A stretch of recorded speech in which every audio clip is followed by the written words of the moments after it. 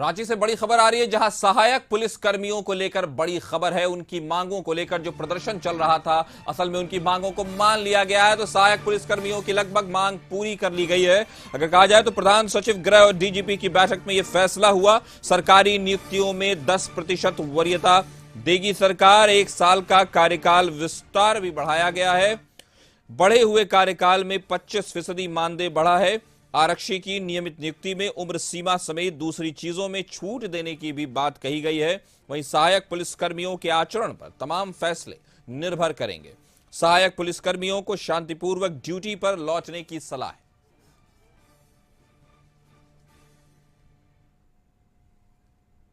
18 से 22 की उम्र में इन्होंने योगदान दिया था, तो पिछले 7 साल से ये लोग हैं। तो उम्र सीमा जो है, ये अभी जो हम लोग की जो नियुक्ति में जो उम्र सीमा है उसको वो लोग क्रॉस कर चुके होंगे। तो उनको यह भी कहा गया कि उसमें भी विचार किया जाएगा कि आप लोगों को एज रिलैक्सेशन भी दिया जाएगा, ताकि वो compete कर सकें, मतलब जॉब में आने के लिए जो एडवर्टाइज। तो सहायक पुलिसकर्मियों की आखिरकार मांग मान ली गई है। 1 साल का कार्यकाल बढ़ा दिया गया है। बढ़े हुए कार्यकाल में 25% मानदेय भी बढ़ा दिया गया है। तो आरक्षी की नियमित नियुक्ति में सीमा में जो उम्र की सीमा है उसमें भी मामला होगा। तो प्रधान सचिव गृह और डीजीपी की बैठक में यह फैसला लिया गया। असल में जिस सरकारी नियुक्तियों में भी 10% वरीयता देगी सरकार, तो विषय में 1 साल का कार्यकाल विस्तार भी और बढ़े हुए कार्यकाल में 25% जो मानदेय होगा वो भी बढ़ा होगा। तो आरक्षी की नियमित नियुक्ति में उम्र सीमा में छूट की गई है। सहायक पुलिसकर्मियों की लगभग मांग पूरी कर ली है सरकार ने। प्रधान सचिव गृह और डीजीपी की बैठक में यह बड़ा फैसला हुआ है। सरकारी नियुक्तियों में 10% वरीयता देगी सरकार। इस खबर पर ज्यादा जानकारी के साथ हमारी सहयोगी रुचि हमारे साथ जुड़ गई है। रुचि, आखिरकार सहायक पुलिसकर्मियों की मांग मान ली गई है, क्या अपडेट्स है आपके पास? बिल्कुल, कई मांगों को प्रमुखता से माना गया है और ऐसे में मुख्यमंत्री के जो प्रधान सचिव हैं उन्होंने जाकर के मुलाकात की थी। राज्य के जो डीजीपी हैं उनकी मुलाकात उनसे हुई। 5 सदस्यीय जो टीम है वो पुलिस मुख्यालय में डीजीपी से मिलने आई थी। हर संभव प्रयास किया है समझाने बुझाने का कि उनके तरफ से जो बातें मानी गई है, जो सरकार की तरफ से एक्शन लिया गया है, उन मांगों को मानते हुए चूंकि सभी उन बिंदुओं पर पहल किया गया है और अब वापस अपने काम को में लौट जाएं।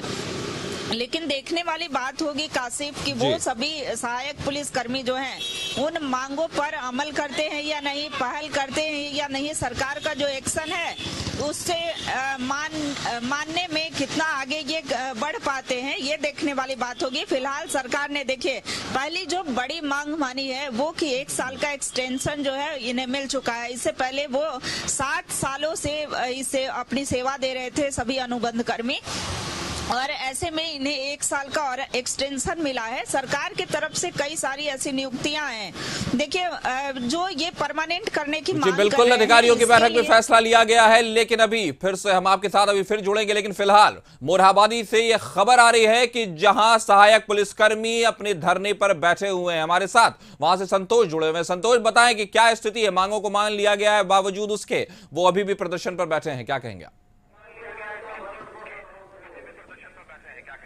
देखिए, अभी भी जो डीजीपी और जो सचिव महोदय हैं उनके साथ, मुख्य सचिव महोदय के साथ जो सहायक पुलिसकर्मी हैं वार्ता हुए, उसके बाद भी जो उन लोग का मांग था, कई मांग को सरकार के द्वारा मान लिया गया है। लेकिन अभी भी दिखाना चाहेंगे कि अभी भी लगातार उन लोग प्रदर्शन कर रहे हैं।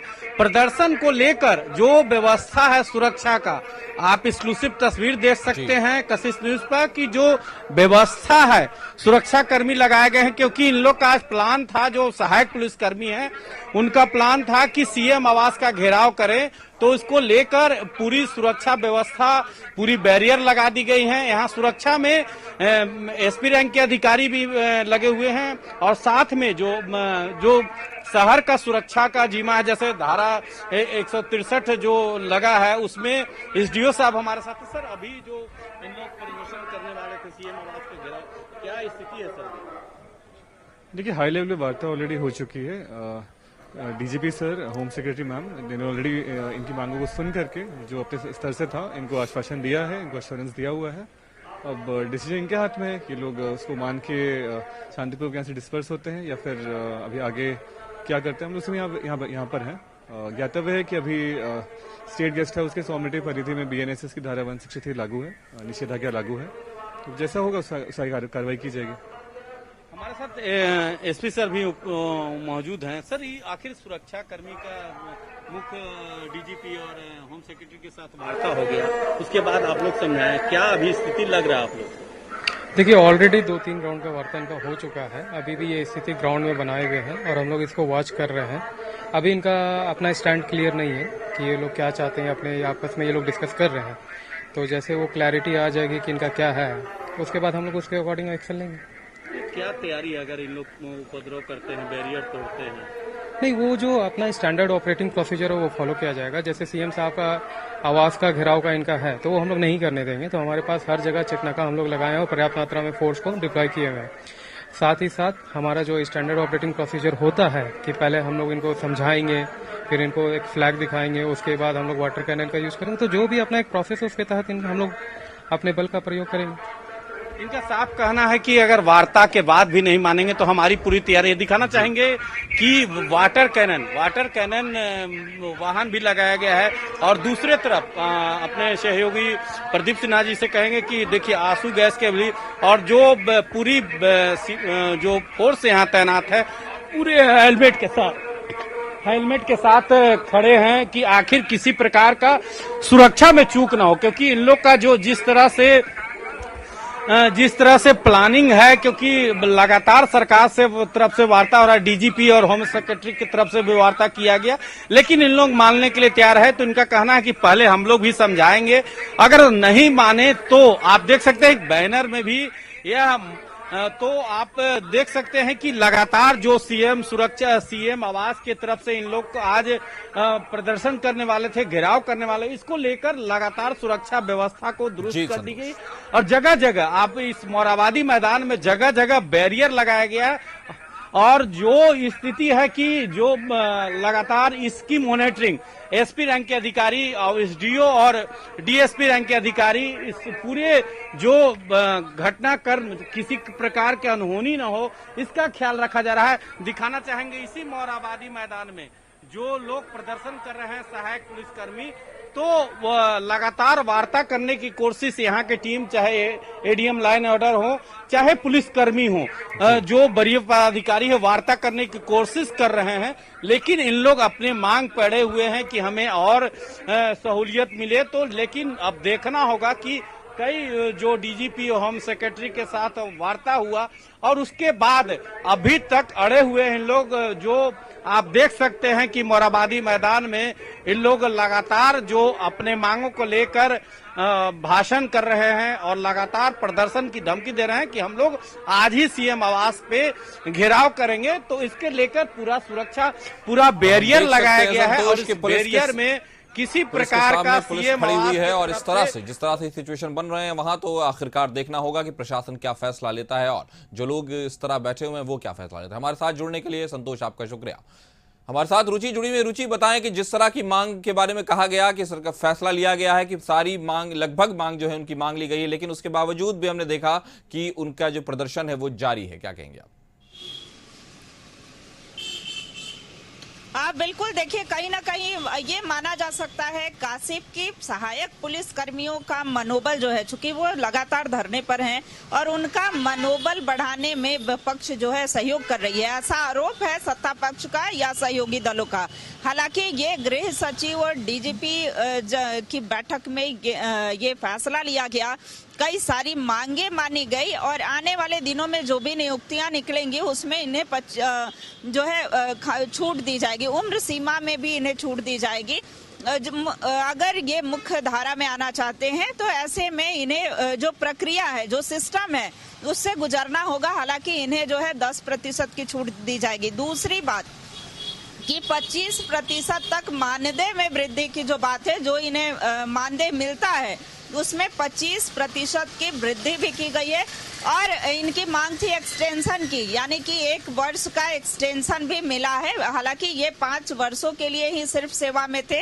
9 नवंबर को इनकी नियुक्ति हुई थी और 9 नवंबर 2024 को इनका जो सेवा है वो समाप्त होने जा रहा है। तो ऐसे में 9 नवंबर के बाद इन्हें 1 साल का एक्सटेंशन भी मिल गया है। ऐसे में ये सभी को विचार करने का आग्रह किया जा रहा है कि सभी अपने अपने ड्यूटी में वापस जाए और इनकी खास करके तो हमने देखा है किस तरह से रुचि उनकी मांगों को लगभग मान लिया गया, लेकिन उसके बावजूद भी सहायक पुलिसकर्मियों का जो धरना प्रदर्शन है वो जारी है। हमारे साथ जुड़ने के लिए रुचि आपका शुक्रिया। खबर पर नजर बनाए रखें। सहायक पुलिसकर्मियों के धरने प्रदर्शन को देखते हुए और मुख्यमंत्री आवास के घेराव की बात को लेकर के मुख्यमंत्री आवास की सुरक्षा बढ़ा दी गई है।